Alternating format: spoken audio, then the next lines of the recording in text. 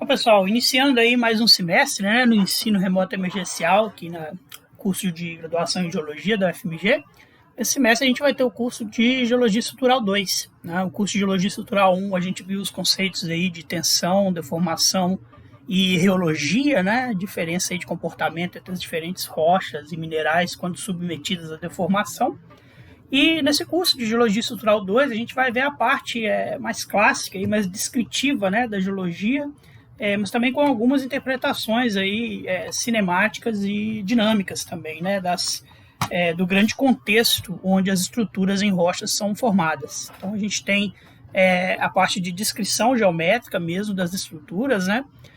A gente tem a parte de interpretação cinemática, de onde para onde está tendo transporte de massa e de material aí nas estruturas, né? E a gente vai falar no final, principalmente quando vou mostrar mais ou menos como é que é esse programa aqui, né? Sobre a parte do grande contexto, né? Do grande paradigma das ciências geológicas hoje, que é a tectônica de placas, né? E como é que a tectônica de placas consegue explicar o ajuntamento de estruturas coerentes em ambientes tectônicos distintos, tá bom? Vai ter uma parte prática também, né, que a gente vai trabalhar aí com projeções estereográficas, resolução de problemas em geologia estrutural com projeção estereográfica, mas também, no começo aqui, principalmente, a gente vai fazer uma parte só de problemas geométricos, né? O que são os problemas geométricos em geologia estrutural? É você pegar um mapa geológico, né, um mapa com estruturas geológicas, um perfil com estruturas geológicas, e saber interpretar esse mapa, esse perfil, né? Saber fazer perfil em qualquer direção ali dentro do mapa, com qualquer exagero vertical que você quiser, etc. Né? Então a gente vai ter essa parte de problemas geométricos e problemas estereográficos, tá bom? No fundo aí é a foto com a qual a gente terminou com uma foto similar, né? Foi no mesmo dia aí, a gente estava fazendo trabalho de campo lá na Namíbia com nossas Hilux aí embaixo aqui, né? E esse aqui é o Vale do Rio Gabe, lá na Namíbia, uma dobra aí de grande escala, né? De uma escala decamétrica aí no cinturão da Mara, tá? Faz parte do orógeno neoproterozoico cambriano aí, pan-africano, tá bom? Colisão aí do Cráton do Congo com o Cráton do Kalahari. Bom, passar para vocês o programa resumido aqui, né? Quem tá inscrito aí na matéria, matriculado, tem acesso lá ao programa completo, com bibliografia, com tudo lá no Moodle, né? Mas, basicamente, o que a gente vai ver aqui, primeiro eu vou dar umas aulas de mecanismos de deformação, tá? Somente em microescala aí, para a gente entender, né, como é que, em última instância, as estruturas se formam, né, por quê, né, isso aí vai estar ligado a mecanismos que estão ocorrendo lá na estrutura cristalina das rochas, né? A gente tem aqui um exemplo de extinção ondulante, que é um efeito deformacional em rochas, tá? A gente vai falar de tramas planares e lineares. Está aqui uma foto do livro do Davis e Reynolds, Stan Kitt aí fumando um charuto que na verdade é um clasto estirado, né? Um clasto de conglomerado que foi estirado pela deformação, então fazendo aí uma lineação. E aqui está o Amos, né? O Amos é professor de estrutural lá em Diamantina. Ele achou uma estrutura em lápis semelhante aí com esse clasto estirado e está ali fumando a estrutura lá na Chapada dos Veadeiros, tá bom? Depois a gente vai falar sobre dobras, né? E aí dobras a gente vai ter tanto a interpretação geométrica quanto formação, gênese, né? Os mecanismos de formação de dobras, etc. E de redobramentos, tá bom? Que tá a Tatiana Gonçalves Dias, né? Deitada na dobra lá na faixa Rio Preto. Zona de cisalhamento, isso aqui é uma foto que eu tirei na zona de cisalhamento Paraíba do Sul, né? Mostrando aqui um porfiroclasto rotacionado do tipo delta. Vamos falar disso tudo lá na frente, são zonas de intensa deformação, né? Fraturas e falhas, estou eu aqui na falha de San Andrés, lá na Califórnia, né? É uma falha transcorrente, que ela tem alineação horizontal, vocês estão vendo aqui, esse é o plano de falha, né? Isso aqui são conglomerados, né? Ou cascalhos quase inconsolidados, então coisa muito recente aí que foi afetada pelo movimento nessa falha, né? E junto com essa parte de fraturas e falhas, que é a parte final, a gente vai falar dos ambientes tectônicos também. Então, falando de cada tipo de falha, né? Falhas inversas, falhas normais, falhas transcorrentes, a gente já vai falando também dos ambientes nos quais elas se formam, tá bom? Então, praticamente, o programa teórico vai ser isso aí, né?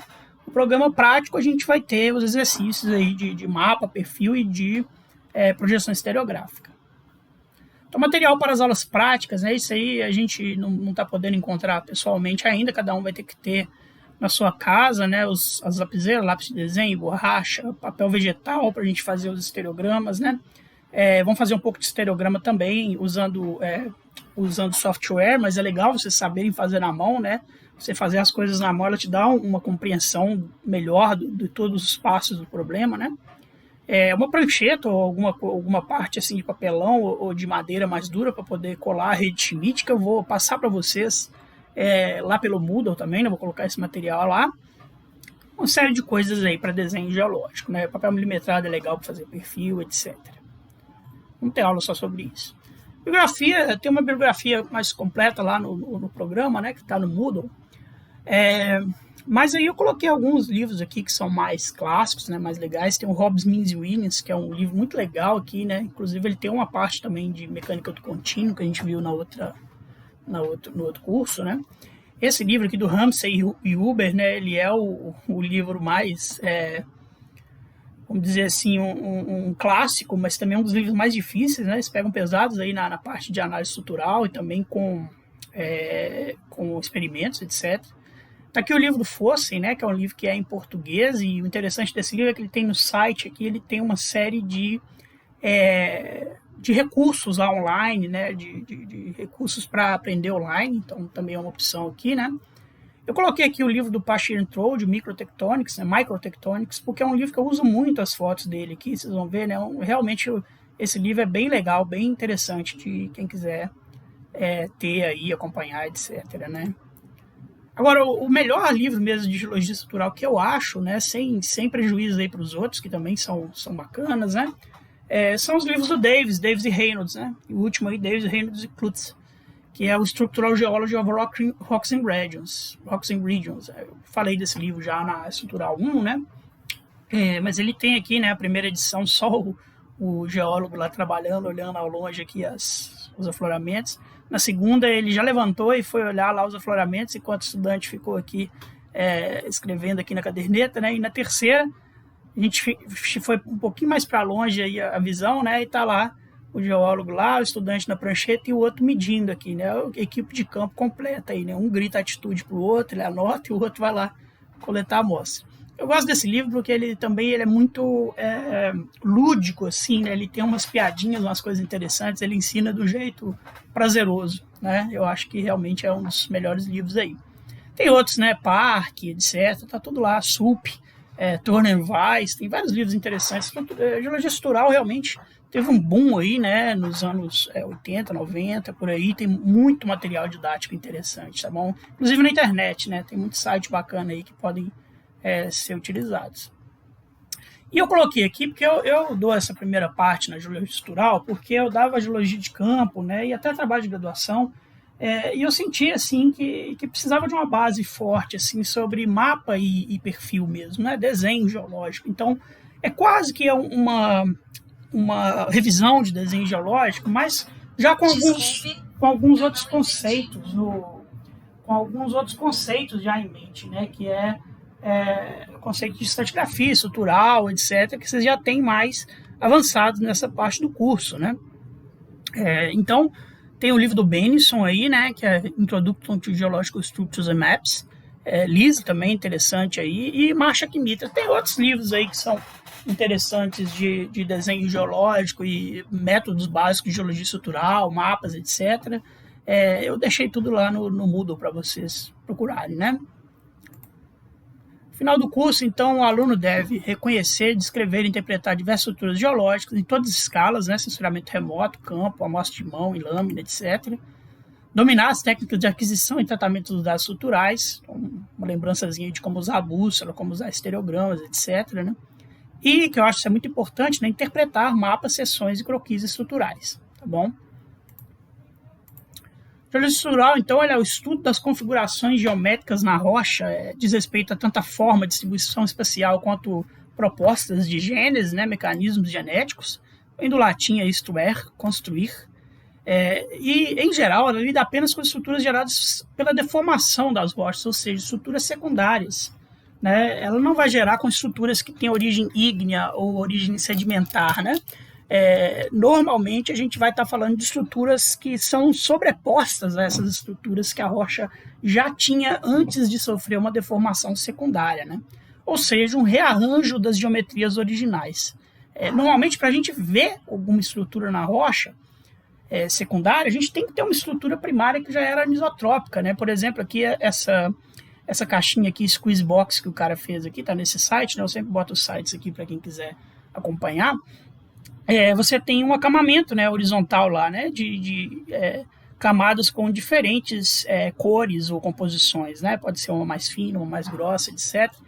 Minerais diferentes que formam estratificação plana. Então, essa estratificação plana que a gente vê no começo do vídeo, ela seria a estrutura primária, né? E essa estrutura primária, ela vai sofrer uma compressão. Quando ela sofre uma compressão, ela vai formar dobras e falhas, que são as estruturas secundárias, né? Então, se a gente tem uma rocha ou um material qualquer completamente isotrópico, né, que não tem variações em direções diferentes de espessura ou de granulometria ou de cor, etc., a gente não consegue ver as estruturas secundárias, né? A gente tem que ter estruturas primárias que funcionam como marcadores, tá? Ou a gente tem que desenvolver, né, orientação de minerais, essas coisas, durante a deformação, para conseguir enxergar a foliação, enxergar a lineação, etc. Tá bom? Então, aqui alguns exemplos, né, de estruturas primárias versus secundárias. Essa aqui, estratificação plana, que é a estrutura primária, né? Estratificações cruzadas, até do tipo espinha de peixe aqui, né, que também são estruturas primárias. Esse tipo de estrutura pode reagir de forma muito interessante quando elas são deformadas, né? Como no caso dessa dobra aqui. Isso aqui já são estruturas secundárias, né? A gente tinha uma estratificação plana que uma compressão provavelmente horizontal aqui fez ela pegar esse formato aí de onda, né, sigmoidal aí. Uma coisa que em Bushveld, da África do Sul, né, são camadas ricas em cromita aí, em uma intrusão acamadada máfico-ultramáfica, né? Então isso aí é um acamamento ígneo por densidade, quando os minerais vão descendo aí dentro da câmara magmática, né? E aqui é um gneiss, lá da zona de desalamento Paraíba do Sul. Ele tem um bandamento que, à primeira vista, você pode até achar que é a mesma coisa que esse, né? Também um bandamento. Só que esse bandamento aqui é secundário, né? Ele vem do estiramento, forte estiramento desses minerais aí na direção do bandamento gnáisico, né? Então isso é uma coisa interessante, né? Que a deformação progride fazendo dobras, falhas, etc. Mas em altíssimas taxas de deformação, né? Normalmente a altíssimas temperaturas também, todos os elementos planares lineares, né, você tende a direcionar em uma direção só, que é a direção lá do plano XY do elipsoide, que a gente vai ver, né, a direção do achatamento. Então, com isso, você tende a formar bandamentos que às vezes eles se parecem muito com os bandamentos sedimentares, né, mas não são, né? De repente, investigando aqui, você consegue achar alguma camada aqui onde vai ter um restinho de uma charneira de dobra, e com isso você vai entender que esse gneiss aqui, na verdade, ele é formado pelo dobramento e estiramento em altíssima taxa de deformação, ao contrário do bandamento da intrusão máfico-ultramáfica, né? Isso, analisando microscopicamente ou com lupa de mão, você consegue ver que os minerais aqui estão achatados, né, orientados em uma direção, e aqui não. Caso clássico aí, né, dificuldade grande aí de alunos aí no campo é separar uma foliação metamórfica, né, no caso essa aqui que está subindo em forma de S, né, e o acabamento sedimentar, ou estratificação, é o que está esse plano aqui em rosa, né. Então, isso é uma coisa que nem sempre é fácil para os estudantes aí mais novos, né, conseguir separar no campo. Mas tem uma série aí de propriedades de cada foliação que a gente vai ver, né, que ajuda a diferenciar isso no campo, né? A foliação, normalmente, ela vai ter minerais achatados orientados nela, né? Principalmente minerais micáceos. E a estratificação vai ser o quê? Uma diferença de cor, uma diferença de granulometria, né? Se achar estruturas sedimentares primárias, que também como estratificação cruzada, você consegue, né? É importante que isso aqui não é uma estratificação cruzada, por exemplo, né? É uma foliação que ela muda de ângulo, provavelmente devido a mudanças de reologia entre uma camada e outra, né? Mudança de composição mineral, etc., que fazem com que o ângulo com que a foliação se desenvolva seja diferente, porque esse ângulo aí depende da orientação do elipsoide, né? O plano XY do elipsoide. Então aqui a gente está vendo o elipsoide deitado um pouco diferente nessa porção dessa porção da rocha, né? Devido à mudança de reologia. E aqui é uma estrutura linear, tá bom? A diferença da estrutura planar para linear, né? Aqui você vai estar com linhas ou retas desenvolvidas numa direção específica, tá bom? E com isso você vai estar paralelo a alguma linha dentro do elipsoide de deformação, né? Normalmente a linha de maior estiramento. Outro termo que a gente vai usar é tectônica, né? Esse termo do grego tectos, que é construir ou construtor. E a tectônica, normalmente, ela diz respeito aos processos externos ao volume de rocha ou minerais que a gente está avaliando, né? E geralmente são processos regionais que produzem esse dado conjunto característico de estruturas, né? Então a gente tem a tectônica de placas, que é o processo regional aí, devido ao movimento das placas, né? Convergência entre elas, divergência, colisão, transcorrência. A gente tem a glaciotectônica, que é devido ao movimento do gelo, né? Das geleiras. Já entrei em discussões enormes, aí, pessoas que não aceitam falar tectônica para glaciotectônica, usar só para tectônica de placas. Mas eu acho que descritivamente, é muito coerente falar isso, né? O movimento de geleiras é capaz de gerar estruturas também, a gente vai ver exemplos lindos aí, né? Inclusive dobras, etc. A tectônica do sal, halocinese, a mesma coisa, né? Devido à diferença de densidade entre o sal e as camadas que estão por cima, o sal tende a subir e vai gerar domos, vai gerar falhas, vai gerar todo tipo de estruturas aí. O gravitacional, né? Quando você tem colapso gravitacional das coisas, isso aí para quem já bateu uma laje, né? Vai montar aquele montinho de areia ali, você vê que uma hora que você está montando a areia, né, se ela ficar alta demais, ela começa a colapsar sobre o próprio peso, né, vai caindo para os lados ali. Isso gera estruturas também. A neotectônica, isso é um nome assim, um pouco difícil, né, porque aqui no Brasil, por exemplo, o último movimento convergente tectônico de placas é em torno de 500 milhões de anos, né? Depois disso, a gente tem movimentos que são devidos a estresses que estão longe, né, lá nos Andes ou lá na dorsal mesoceânica, né? E com isso a gente tem reflexos desses movimentos aqui dentro. E aí tem pessoas que usam neotectônica só para coisa cenozoica, tem outros que usam só para coisas relativamente bem mais novas, né? E outros que usam para coisas até fanerozoicas, né? Isso aí é um problema porque se você está nos Alpes, por exemplo, neotectônica vai querer dizer uma coisa, né? Se você está no Brasil, neotectônica vai querer dizer outra. Então, isso muda um pouco de trabalho para trabalho. Microtectônica, né, o estudo das estruturas e dos processos geradores das estruturas em microescala. Bom, importância da geologia estrutural, então, né, para poder desvendar a evolução geológica e tectônica de uma área, a interpretação dos dados estruturais vai fornecer as bases para isso, né? É um conjunto coerente de estruturas vai te dizer para qual lado você estava tendo movimentos de massa, né? E com isso você vai saber que placa colidiu com que placa, com qual ângulo, etc, né? Então tá aqui uma série de desenhos aqui. Esqueci de colocar a fonte aqui, se alguém lembrar me avisa que eu coloco, deve ter ficado para trás aqui, né? Algum trabalho aí sobre o sudoeste do Gondwana. Mostrando aí blocos de diagramas aí, perfis, né? Perfizinhos que interpretam o fechamento, por exemplo, do Oceano Comas, né? De acordo com essas estruturas que se formam, que são cinturões de dobras e falhas, né? Estruturas do tipo rift, cinturões colisionais, aqui, como por exemplo terreno mármore, etc, né?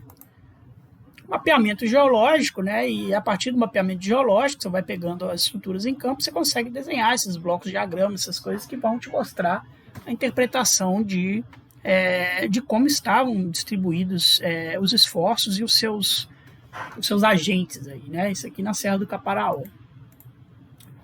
A importância muito grande da geologia estrutural, né, na geologia dos recursos minerais e energéticos, né?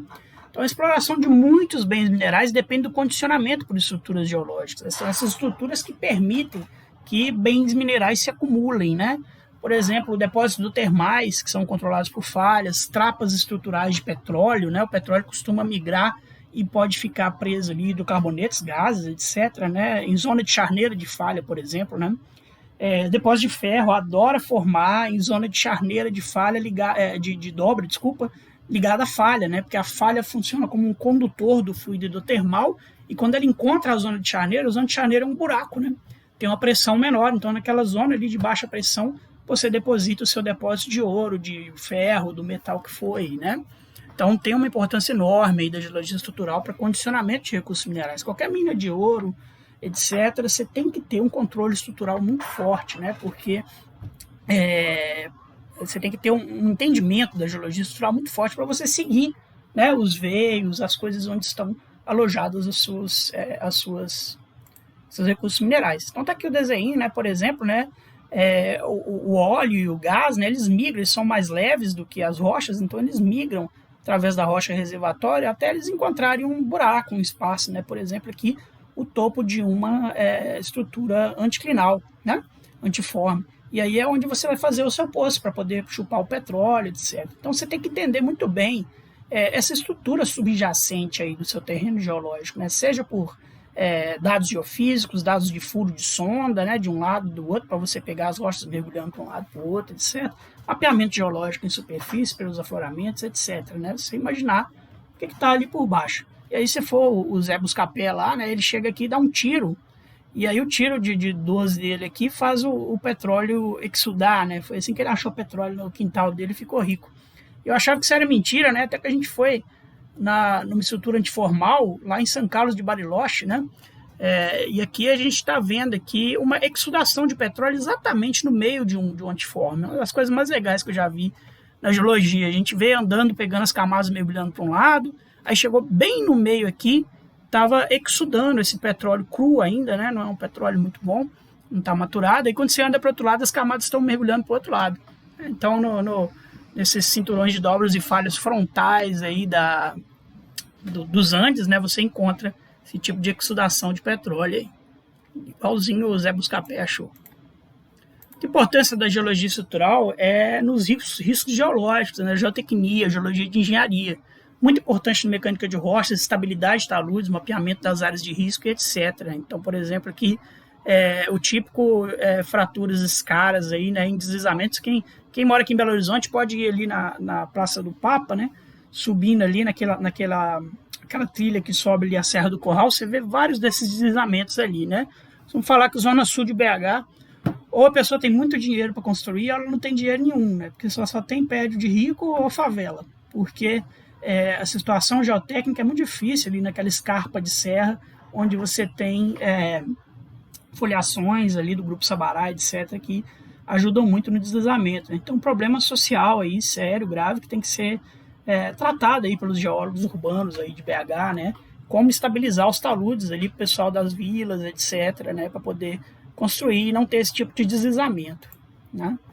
Que, por exemplo, também fraturas em echelon, quer dizer, escalonadas, né? Devido à movimentação na zona de Falha de Santo André, né? Então, pegou a estrada aqui dos camaradas, né? Então, você vê que tem que saber onde você está construindo sua estrada, sua cidade, suas coisas, né? Para qual lado da estrutura que você está construindo, para você não ter esse problema aí de deslizamentos, etc. Né? A geologia estrutural, então, é uma atividade de observação, descrição e interpretação das estruturas em diversas escalas, né? Como mostra aqui, né? Um descrevendo, o outro interpretando e o outro ainda observando lá no fundo, né? Então, é isso que você faz, né? Mas isso acontece em diversas escalas. Então, para dar um exemplo aqui, ó, coloquei um mapa aqui do Nordeste do Brasil, tá? Onde a gente vê em escala continental zonas de cisalhamento leste-oeste, né? Grandes zonas de cisalhamento leste-oeste, como Pernambuco e Patos, com 1.000 quilômetros aqui de extensão, né? E entre elas a gente tem uma série de zonas de cisalhamento nordeste-sudoeste, tá?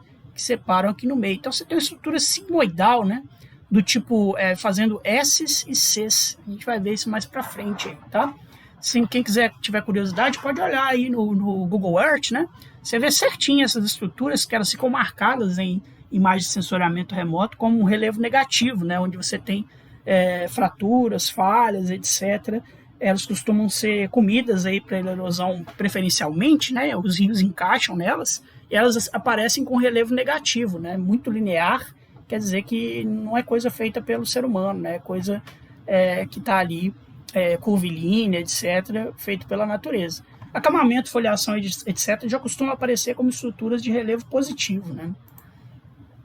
Quando você desce, né, você pega só a região entre o lineamento Patos e o lineamento Pernambuco, esse é o mapa do Vladimir Medeiros, né, da tese dele, em escala regional, o que a gente vê é que há uma repetição desse padrão, né? Então, entre os dois aqui, ó, a gente tem estruturas que são também leste-oeste, né? Separando estruturas menores que em forma de S aqui, nordeste e sudoeste. Então, se a gente fechar só nesse pedacinho aqui próximo à cidade de Patos, por exemplo, né?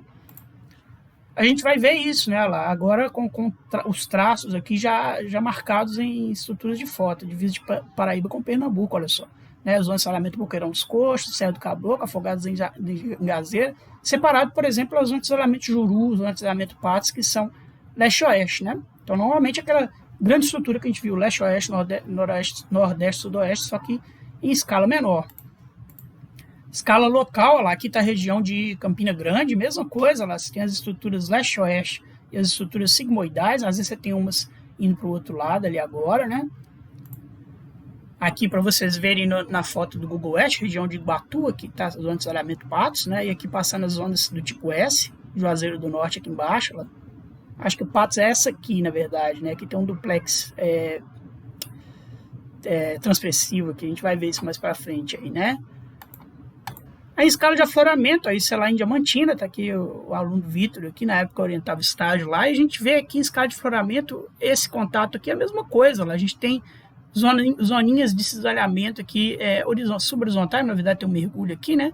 E zonas em S aqui dentro. Isso é o tipo que a gente chama de estruturas SC, né?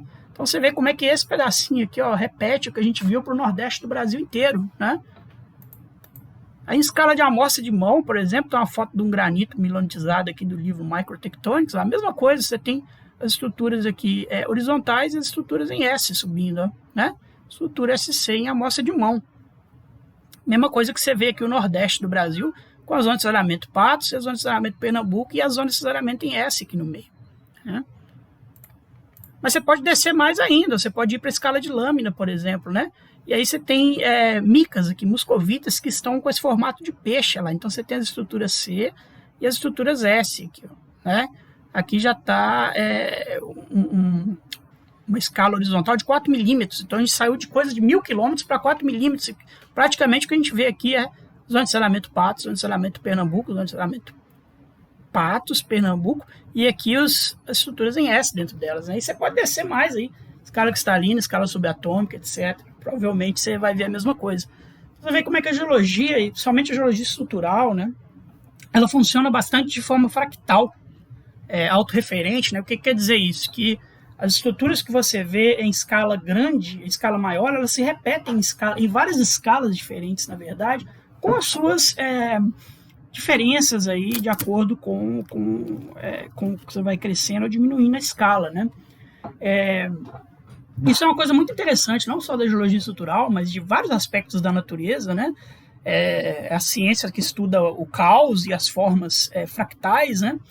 Elas mostram todo esse tipo de repetição aí das estruturas da natureza, autorreferente, que se chama isso, né? Normalmente com pequenas mudanças, assim, dependendo da escala, né? Por exemplo, linhas de costa, né? Tá sempre, não importa a escala que você olhe para a linha de costa, ela tem aqueles padrões irregulares ali, né? Tem trabalhos muito legais mostrando essa estrutura fractal da natureza. Para a gente, o mais interessante disso é que normalmente você está trabalhando numa área e você começa totalmente perdido, né? Não sabe nada da geologia estrutural da área, fica louco porque dependendo da complexidade da área, né, suas medidas não estão fazendo sentido nenhum, etc. E aí um belo dia você encontra um afloramento, grande, né, que aquele ali é o afloramento chave para você entender a área. Por quê? Porque naquela estrutura métrica ali de um corte de estrada ou de um lajedo, etc., você tem a repetição fractal da geologia estrutural, da estrutura da área inteira, né?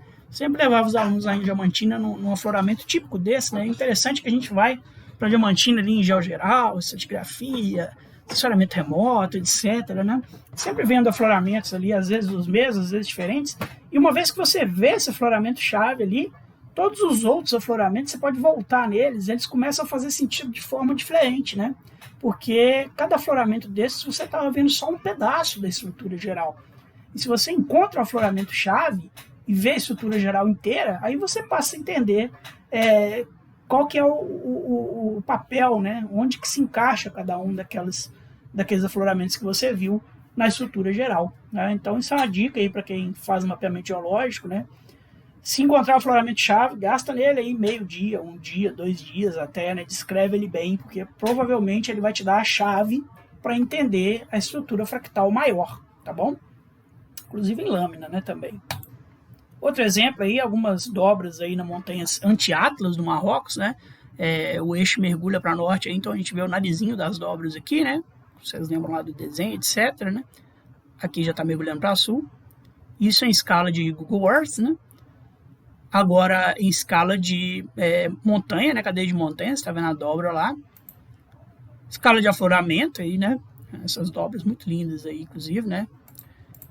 E escala de lâmina, você vê dobras também, né? Então tá aqui uma zona de charneira, aqui outra zona de charneira, né? Você pode ir para a escala que você quiser aí, que você vai ver a geometria fractal se repetindo, tá bom? Bom, eu vou quebrar essas aulas em aulas menores, né? Então, para vocês poderem acompanhar e sem ficar muito cansados, tá bom? Então, a próxima aula de introdução aí vamos falar do conjunto de dados estruturais. Até lá.